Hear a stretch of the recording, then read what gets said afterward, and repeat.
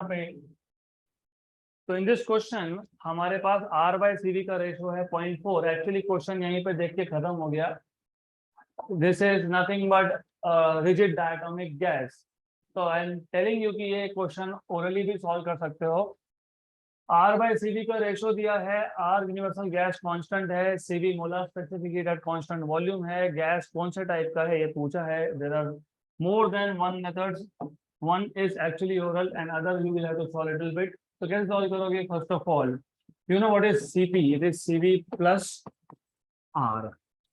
ये कौन सा रिलेशन है? ये Mayer's relation. Now if I divide by CV, divide by CV क्यों करूंगा? क्योंकि मेरे पास क्या है? R upon CV। तो if I divide by CV, तो CP by CV equal to CV by CV is 1 plus R by CV। CP by CV is nothing but gamma। ये 1 plus 0.4, तो gamma equal to 1.4। 1.4 मतलब 14 by 10 कितना? 14 by 10, 14 by 10 मतलब कितना? 7 by 5। Gamma value 7 by 5 किस gas का आता है? नॉन रिजिड की रिजिड, नॉन रिजिड डायटोमिक। तो ऑप्शन कौन सा आएगा? डी। तो it is option number D. Method number 2 इससे भी सिंपल तरीका भी है। It is again simple. If you remember, do you remember मैंने आपको बताया था CV इक्वल टू FR/2। याद है? ये याद है? Do you remember this? CV equal to FR/2। तो हमारे पास क्या दिया है? CV by R। What is CV by R value? 0.4। तो 0.4 बराबर इक्वल टू F/2। तो F equal to 0.8। What is 0.8? What is 0.8? 8/10 मतलब कितना? कितना? 4/5। तो what do you understand from this? क्या समझ में आया यहाँ से? नथिंग। क्वेश्चन पे ध्यान दो। CV ये FR/2 आता है क्या? पहले ये बताओ, आता है क्या? यस और नो? यस और no? What is CV for monoatomic gas? How many degrees of freedom are there for monoatomic gas? 3। तो CV कैसे फाइंड करते हो? 3R/2 कहाँ से आया? 3 degree of freedom. Rigid diatomic के लिए कहाँ से आया? Rigid diatomic how many degree of freedom? 5। तो FR/2 5R/2। फिर नॉन रिजिड के लिए 7R/2। तो in general CV equal to FR/2। Correct है कि नहीं? मैंने कहाँ गलत लिखा? रेशो हमको R/CV दिया है। That is why I am keeping on again and again repeating कि ध्यान दो, ध्यान दो। क्या दिया है? R/CV। यहाँ पे क्या आया? हाँ, तो यहाँ पे हो गई गड़बड़। तो you have to pay attention because this formula can also give you same answer. इसका रेसिप्रोकल कर लो, रेसिप्रोकल करो। R/CV equal to 2/F। अब इसको बोलो, क्या बोलोगे? 0.4। ये कितना है? Correct, right? दिस इज 1 जा, दिस इज 0.2 जा। तो F कितना आ गया? 1/0.2। What is 1/0.2? 10/2। What is 10/2?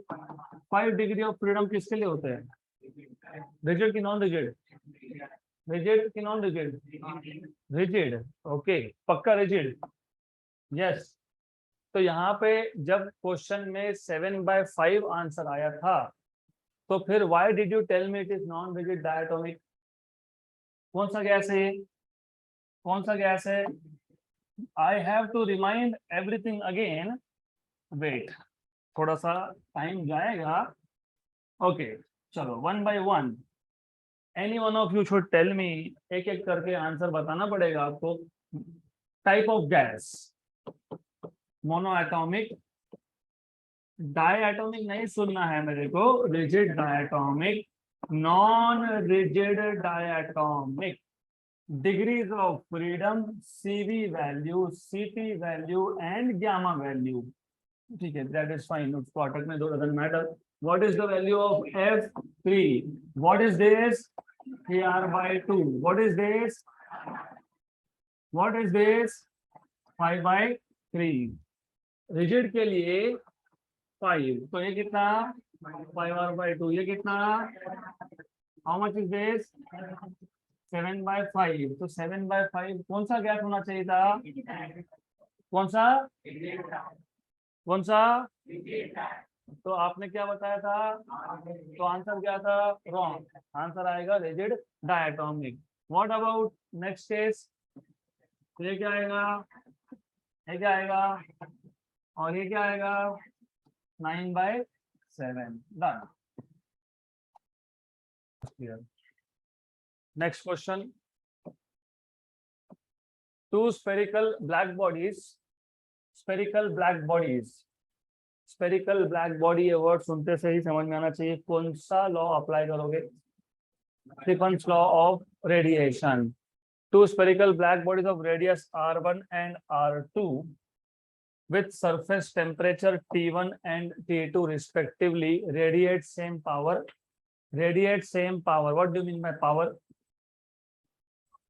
Q upon T energy per unit time power same है और रेशो पूछा है r1/r2 का in the given question two spherical black bodies of radius r1 and r2 with temperature T1 and T2 radiate same power then what is the ratio of r1/r2 तो spherical black body बोला मतलब Stefan's law of radiation use होगा और black body के लिए Stefan's law of radiation था emissive power याद है क्या is directly proportional to fourth power of absolute temperature it is proportional to T power 4 किसके लिए ब्लैक बॉडी के लिए तो E इक्वल टू क्या आएगा sigma T power 4 correct right तो E equal to sigma T power 4 but what is E क्या था एमईसी पावर का डेफिनेशन क्या था energy radiated per unit area per unit time equal to sigma T power 4 इसमें से power मतलब क्या Q/T equal to A sigma T power 4 Q/T आ गया पावर तो P is equal to area होता है 4πr² क्योंकि स्फीयर है सिग्मा T⁴ यहाँ तक clear is this clear 4π constant sigma constant तो power is proportional to r² T power 4 correct यहाँ तक पक्का इज दिस क्लियर तो कौन सा फॉर्मूला कहाँ अप्लाई करना है two spherical black bodies of radius r1 and r2 spherical black body मतलब इमीडिएटली समझ में आना चाहिए Stefan's law of radiation radius दिया है और टेम्परेचर दिया है रेडियस का रेशियो पूछा है पावर क्या है सेम है पावर क्या है सेम है तो इस स्टेप पे आने के बाद यहाँ पे आने के बाद what you should have understood is इस स्टेप के बाद power upon 4π sigma equal to r² T power 4 power constant 4 constant sigma constant तो left hand side is constant तो constant equal to r² T power 4 जब आप बोलते हो PV equal to constant तो कैसे लिखते हो P1 V1 equal to P2 V2 यहाँ पे r² T⁴ कांस्टेंट तो कैसे लिखोगे r1² T⁴ equal to r2² T⁴ हमें क्या फाइंड करना था r1/r2 तो यहाँ से मिल जाएगा r1² upon r2² equal to T2 upon T⁴ correct taking square root on both sides if you take square root on both sides what you will have is r1 upon r2 equal to T2 upon T⁴ यहाँ पे square था square root लिया तो r1/r2 बन जाएगा यहाँ पे power 4 था स्क्वायर रूट लिया तो क्या आएगा पावर में 2 इज दिस क्लियर तो how do decide formulas words will matter here black body बोला और पावर रेडिएटेड सेम बोला तो वहीं पे क्वेश्चन खत्म था इमीडिएटली समझ में आना चाहिए था यहाँ पे emissive power is equal to sigma T power 4 formula use होगा emissive power of black body होता है energy per unit area per unit time equal to sigma T power 4 Q/T is power तो power equal to area sigma T power 4 Q by T मतलब power है, तो power equal to 4 pi r square sigma T raise to 4। R और T का relation चाहिए, तो r square T power 4 एक side पे, बाकी सब दूसरे साइड पे शिफ्ट कर दिया। पी कांस्टेंट, क्यों कांस्टेंट? क्योंकि बोला है सेम है, 4 constant, pi constant, sigma constant, तो r square T power 4 equal to constant. इसके बाद आप लिख सकते हो R1 square T1 square T1 raise to 4 equal to R2 square T2 raise to 4, या तो यहीं पे स्क्वायर रूट ले लो। If you take square root here, if you take square root here, तो इन दिस केस यहीं पे question में आपको मिल जाएगा R1 T square equal to constant. इसका मतलब R1 T1 square equal to R2 T2 square, which means R1 by R2 equal to T2 by T1 whole square। Option number कौन सा? पक्का बी की सी, T2 by T1 raise to 4 ना square.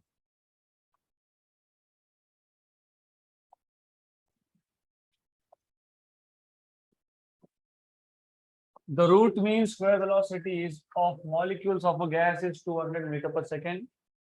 What will be the root mean square velocity of the molecules if the molecular weight is doubled? मतलब molecular weight को double कर दिया और absolute temperature को हाफ कर दिया, right?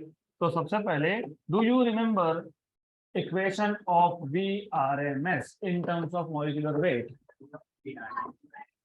RT by M dash, where M dash is molecular weight. Very good.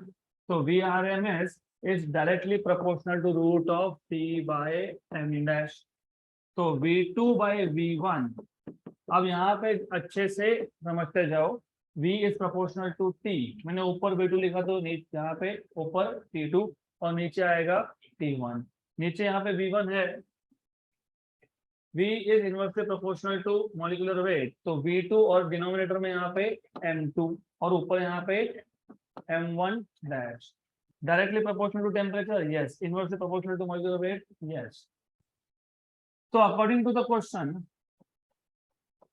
Question में बोला है आपने मॉलिक्यूलर वेट को क्या किया? डबल। मॉलिक्यूलर वेट डबल करना, इसका मतलब final molecular weight is 2 times of initial. यहाँ तक क्लियर? तो M1 डैश तो M1 डैश है, लेकिन M2 डैश क्या आएगा? 2 times of M1 dash. Temperature को क्या किया आपने? हाफ।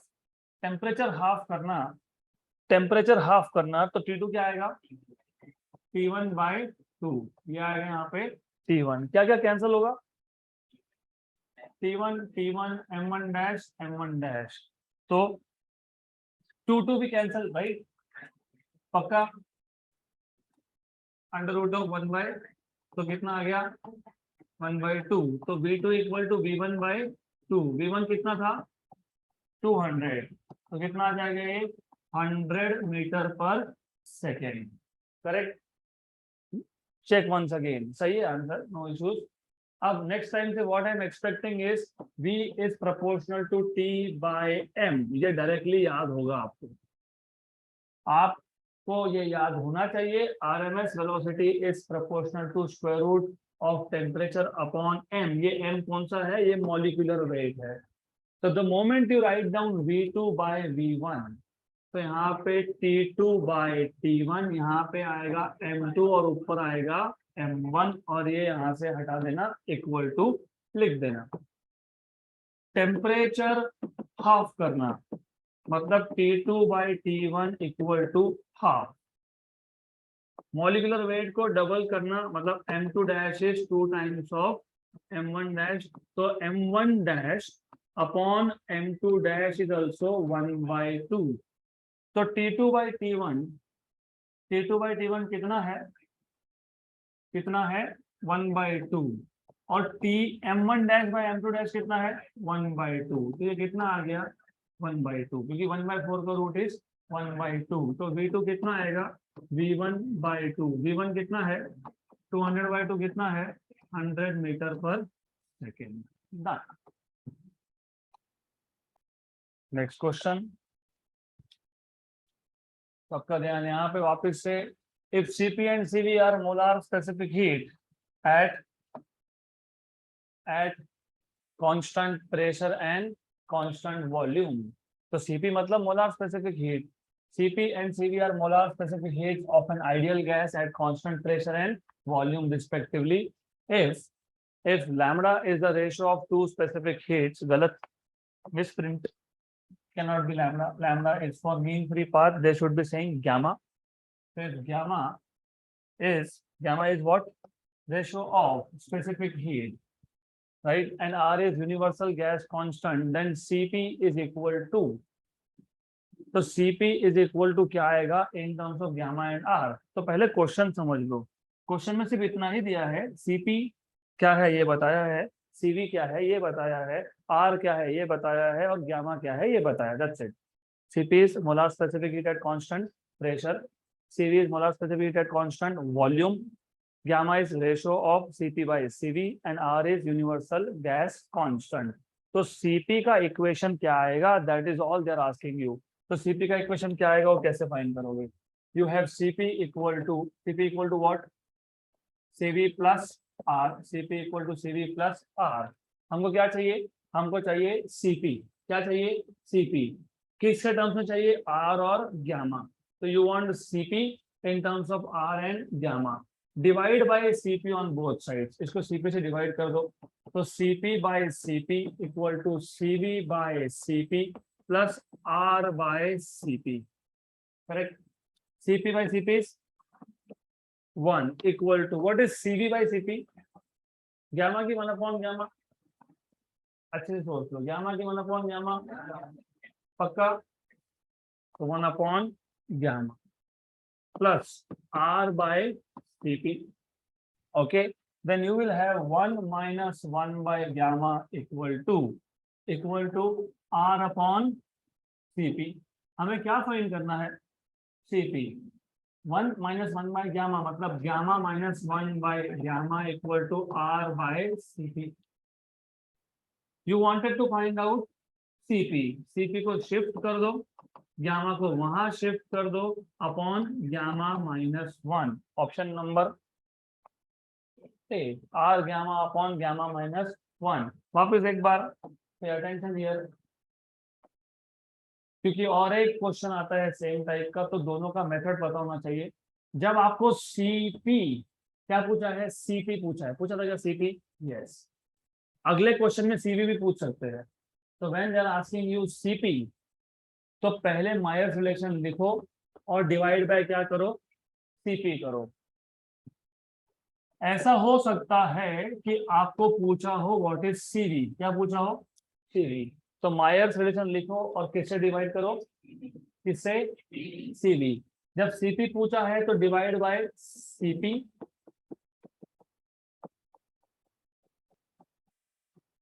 जब Cv पूछा है तो divide by Cv.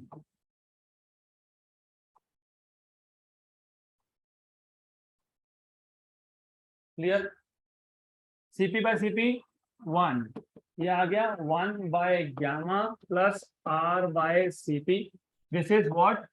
Gamma equal to 1 plus R by Cv. Correct? Clear?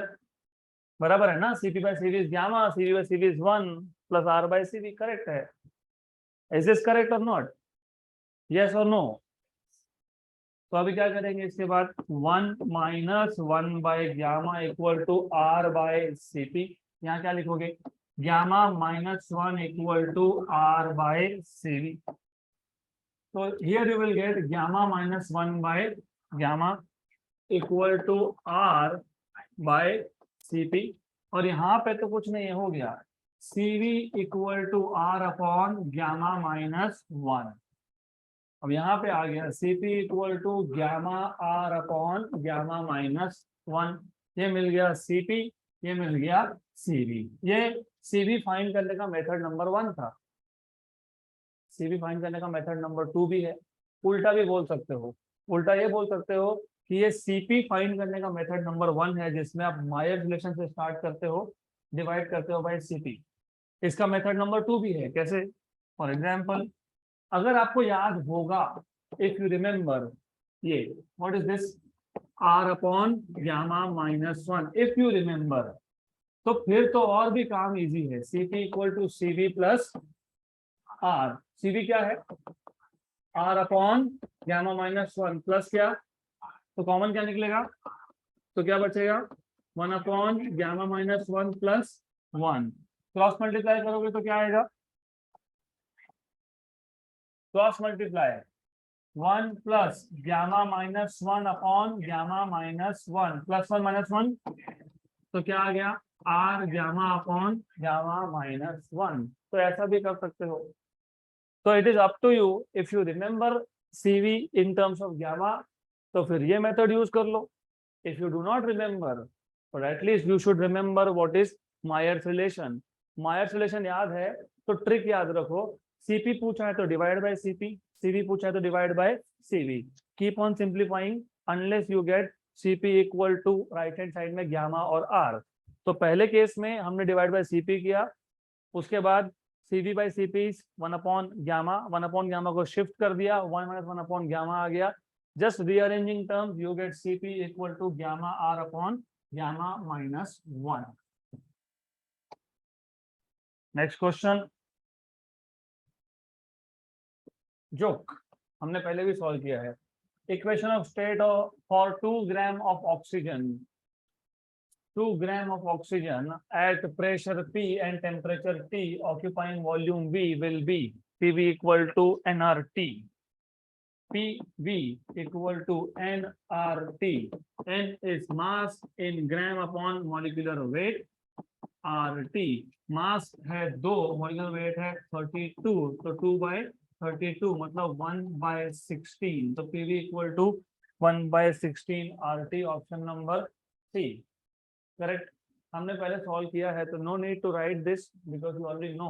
मैंने इसके साथ साथ आपको हाइड्रोजन का, मैंने नाइट्रोजन का, मैंने नाइट्रोजन डाइऑक्साइड का, कार्बन डाइऑक्साइड का सारे एग्जांपल हमने लिए थे। तो सिर्फ एन क्या है, मास इन ग्राम अपॉन मॉलिक्यूलर वेट। ये मॉलिक्यूलर वेट है तो if you want you can just put a dash here. Clear है यहाँ तक, पक्का। Next question,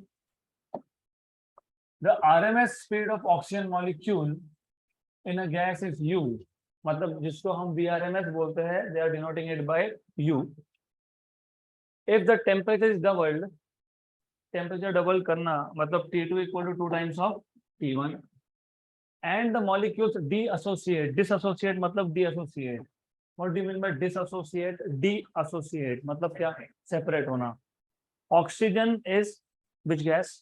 Diatomic। और डिसएसोसिएट होना मतलब बॉन्ड का ब्रेक होना और दो एटम्स का अलग होना, क्योंकि वहां पे दो एटम्स थे तो these two atoms will become separate.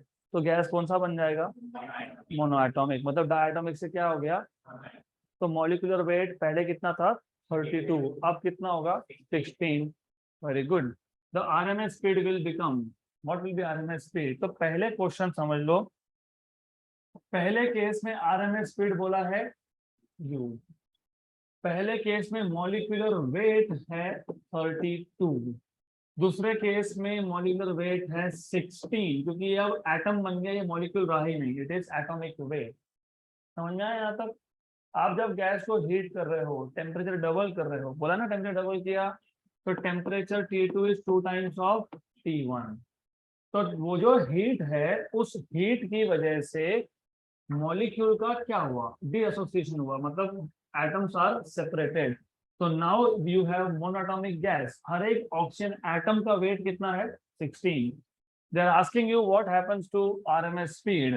Do you remember RMS speed is directly proportional to temperature and inversely proportional to square root of molecular weight. So it is proportional to root of T by m dash. So V2 by V1 will be equal to T2 by T1 और यहाँ पे M2 dash और यहाँ पे M1 dash। लेकिन T2 by T1 is 2, T2 by T1 is 2।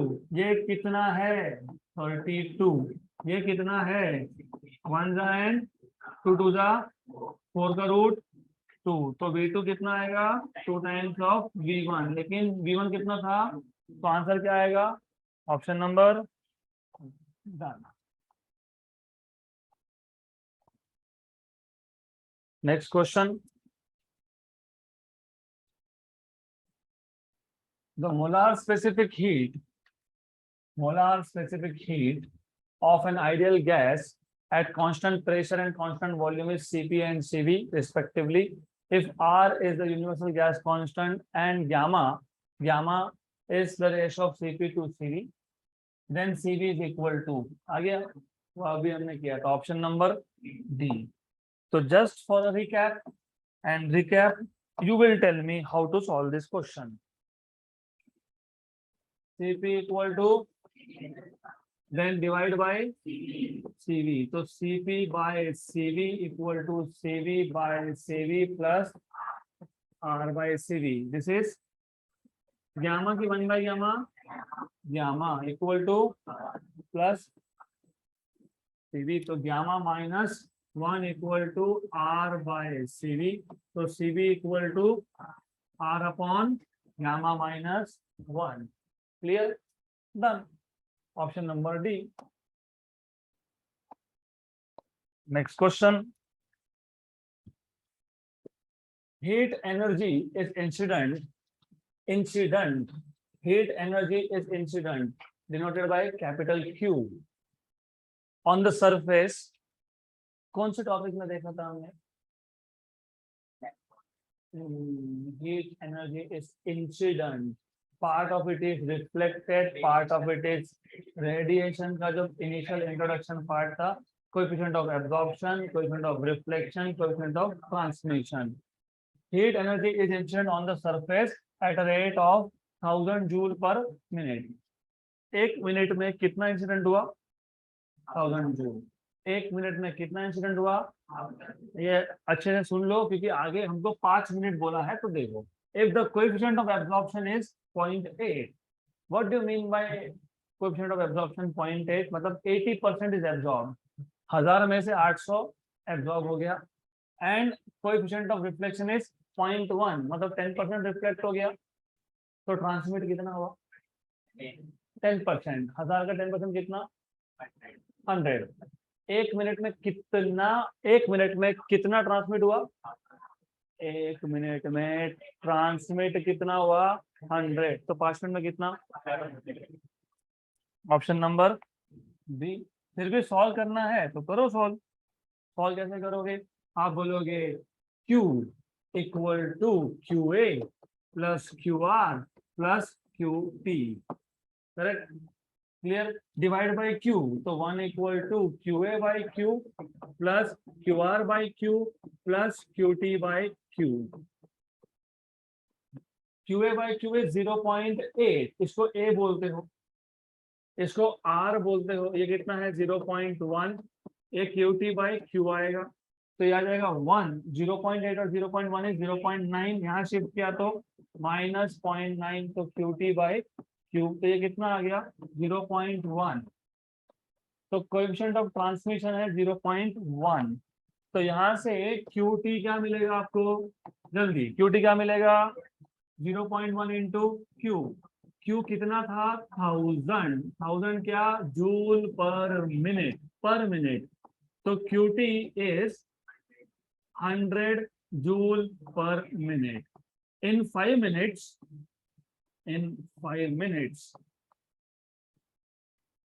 total energy transmitted. तो total energy transmitted in 5 minutes में लिखता हूँ QT _5, मतलब सफिक्स में 5. करेक्ट? तो ये क्या आएगा? फिर क्या आएगा? ये 5 इंटू QT कितना था? 100. तो आंसर क्या आएगा? 500. अब इतना करने की जरूरत एक्चुअली नहीं है. If you understand the question, एक मिनट में 1000 जूल एनर्जी इंसिडेंट हुआ, उसमें से 800 जूल रिफ्लेक्ट हुआ, 800 जूल एब्जॉर्ब हुआ, 100 जूल रिफ्लेक्ट हुआ. तो ट्रांसमिट कितना होगा? 100. एक मिनट में 100. तो 5 मिनट में कितना? 2 मिनट में कितना? 3 मिनट में कितना? 7 मिनट में कितना? Done. Next question. So before we go ahead with next question, what is the amount of energy absorbed in 5 minutes? 4000, 1 minute में 800, तो 5 मिनट में कितना, 800 into 5, कितना, 4000. How much energy is reflected?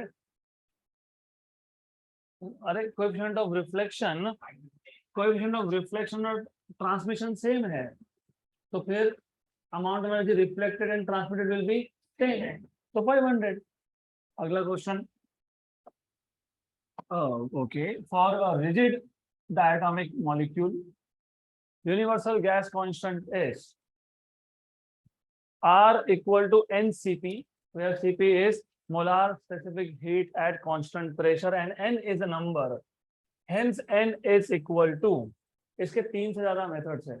We will go ahead with the simplest of all. क्यों? क्योंकि 3 method क्यों? क्योंकि एक तो फुल फ्लैश मेथड, दूसरा अभी अभी रिसेंटली हमने एक इक्वेशन डिराइव किया, याद है क्या ये?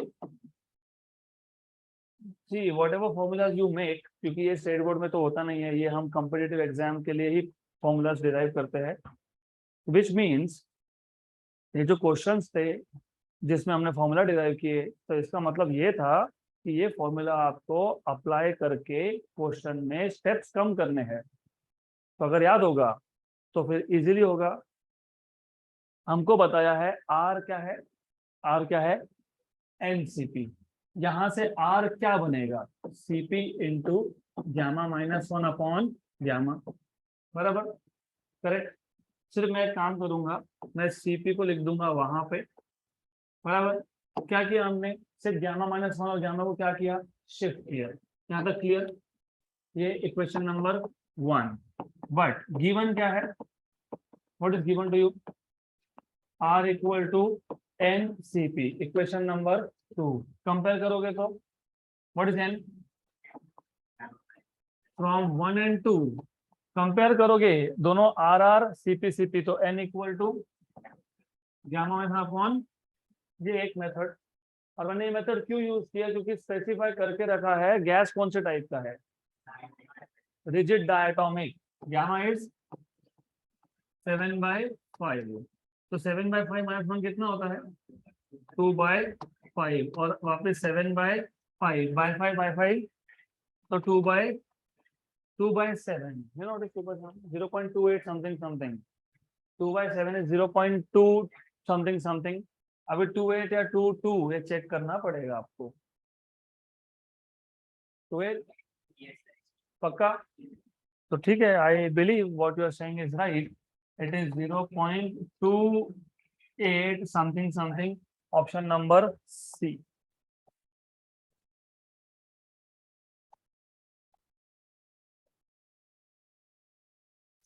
An ideal gas मतलब PV equal to nRT is applicable, has pressure P, volume V and absolute temperature T if M is mass of I want to hear from you, mass of, so this is not total mass. Total mass कैसे find करते हो, N into M, where N is number of molecules, capital N, not small n. Not small n is number of moles. So if M is mass of each molecule and K is Boltzmann constant, then density of gas is. ये small m मैं जानबूझ के आपसे पूछ रहा था, answer में small m है, मतलब answer is in terms of mass of each molecule. It is not in terms of total mass of the gas. अगर कैपिटल M लिखा होता तो क्या होता, total mass of the gas. Small m लिखा है मतलब answer is in terms of mass of each molecule. आपको डेंसिटी पूछा है, तो see many times you don't know formulas और that is okay, because you are not supposed to memorize everything. नहीं पता, बेसिक्स पता है, what is density, start from there, जो पता है वहां से. और आइडियल गैस बोला है मतलब पीवी इक्वल टू एनआरटी तो आएगा. There should not be any doubt with this. वो आने वाला है. PV equal to total mass is M. क्योंकि what is number of moles? Number of moles, mass upon molecular weight. एक ये, दूसरा number of molecules upon Avogadro number. Answer in terms of Avogadro number है क्या? नहीं, नहीं है। देखते हैं, बाद में देखेंगे। R T correct. तक क्लियर? हमको क्या पूछा है? क्या पूछा है? डेंसिटी। डेंसिटी पूछा है, तो डेंसिटी पूछा है तो डेंसिटी इज मास अपॉन, तो if I can take it here, तो यहाँ पे अगर आप लाके लिखते हो इसको, तो ये मास अपॉन वॉल्यूम बन जाता है डेंसिटी।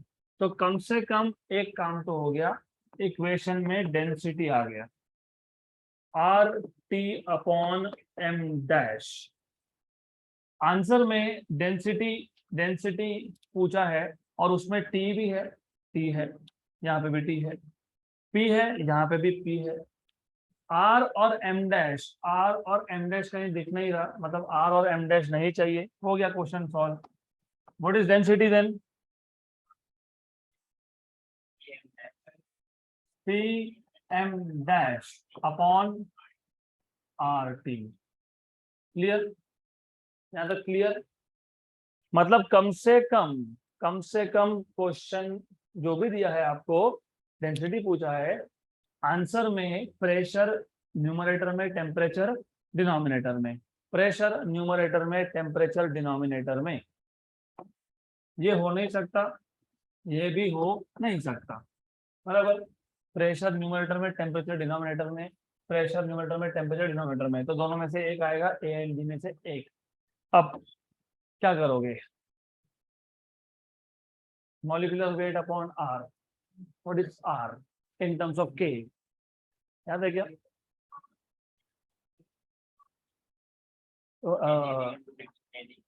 वेट, रुको रुको रुको, someone says something and someone else says something. What is K? R upon, R upon पक्का, sure, 100%, yes or no? Yes or no? ठीक है, पता लग जाएगा सही है कि नहीं। तो यहाँ से R क्या मिलेगा? K into N V. तो डेंसिटी क्या आएगा? P बाई टी को तो कुछ करना नहीं, अब उसको तो do not touch. Then you have molecular weight and R is K into, तो नीचे के आ गया, नीचे के आ गया, ऑप्शन नंबर ए। अब वेट कंप्लीट करेंगे, we will complete this, we are not in any kind of hurry. Do you remember number of moles is mass upon molecular weight, बराबर? Do you also remember this is number of molecules upon Avogadro number, बराबर? Yes. What is m dash upon na?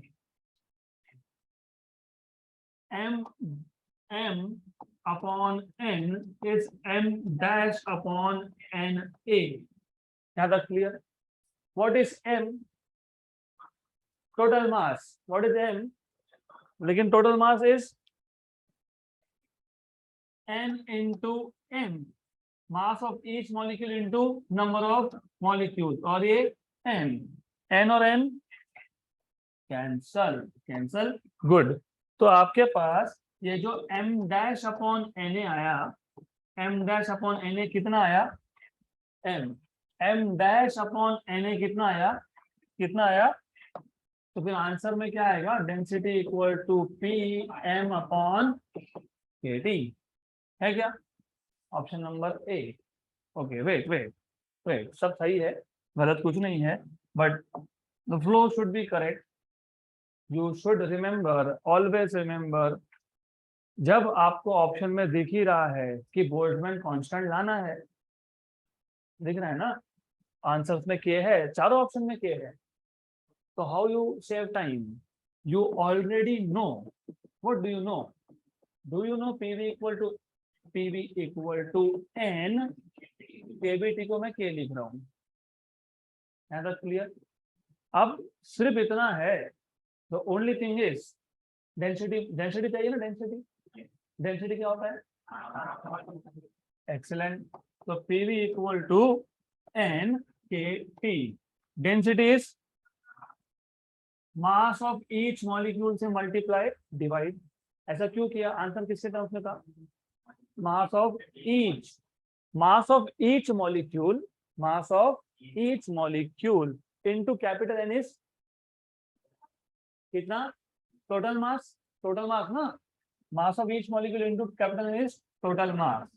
So PV equal to total mass M upon small m kT.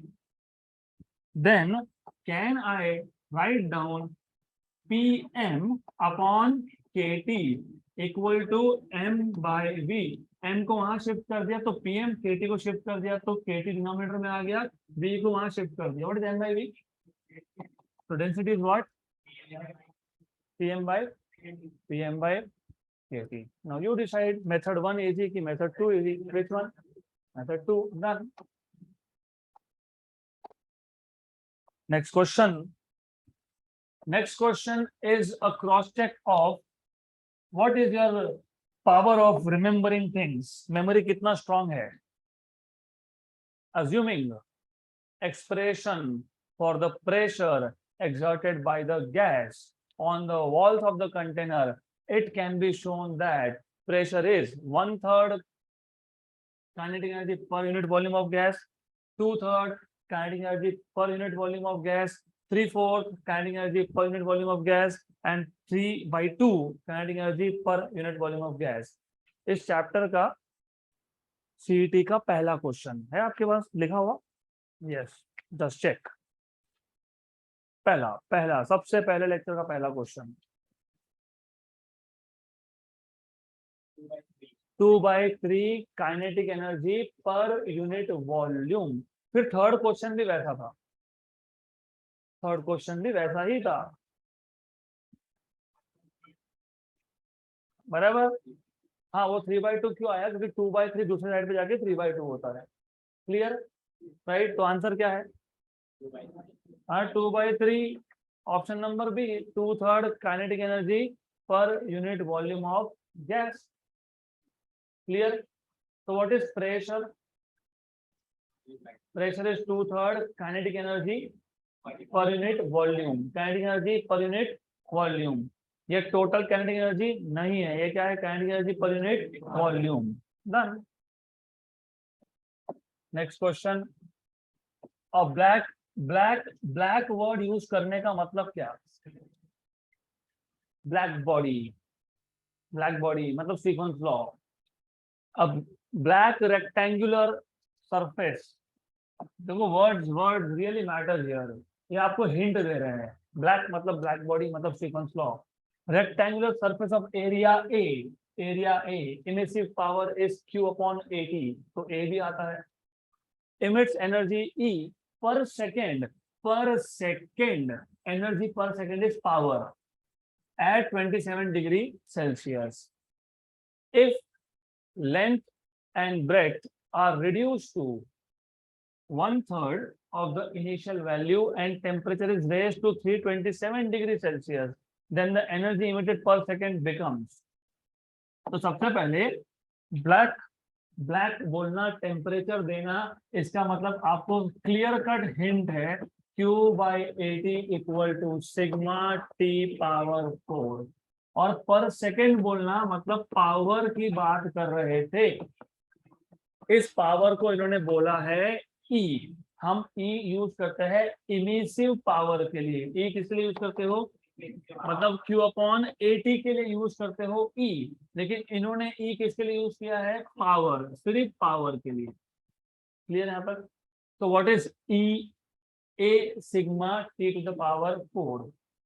Sigma तो constant है ना? Yes.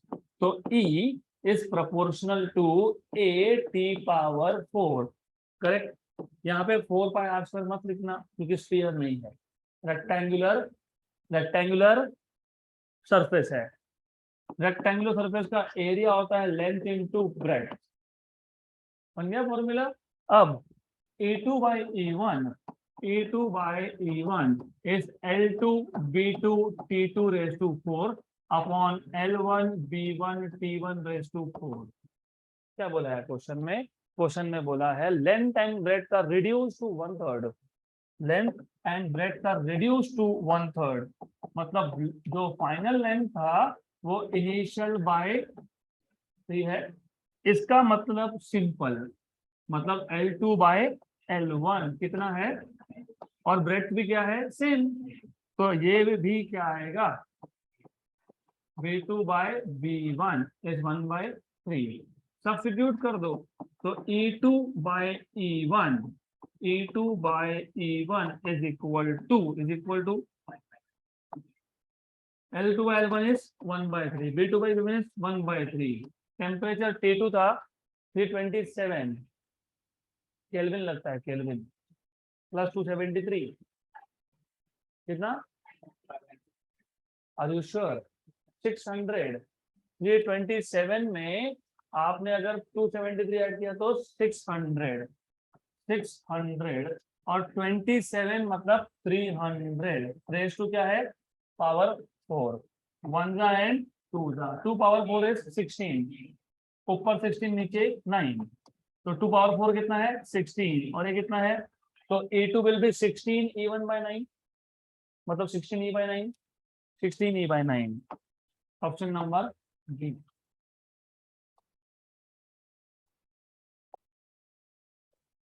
Next question, very good. ऐसे type of questions you also expect for NEET exam.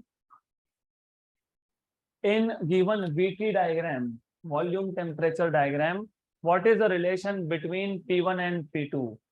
P1 is equal to P2, P2 is greater than P1, P2 is less than P1, cannot be predicted। सबसे पहले physics छोड़ दो, पहले maths बताओ। You know what is slope of this line? 0. You know what is slope of this line? Infinite.